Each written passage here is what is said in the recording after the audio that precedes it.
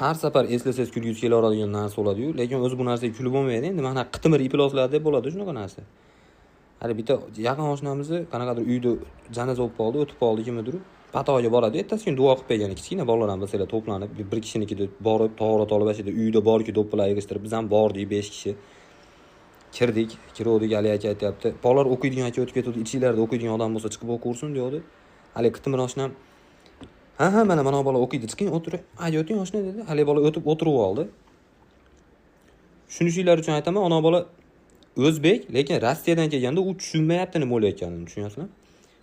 Bilmayapti. Biz mashinada o'tiribmiz. Kulib yormaslikda hali joyda. Qitaylasam ham unaqa kulgisi kelmaydi. Ona bolani miyasiga arabskiy VPN yaqib beshib. Uluka Moria Dubzeloniyni aytib bermaydi-yu. Turib hali 1 minut jim turib, "Uka, siz o'qiysizmi?" deydi hali oshnamga qarab turib. "Ha, 4-maktabda o'qiyman" dedi-yu.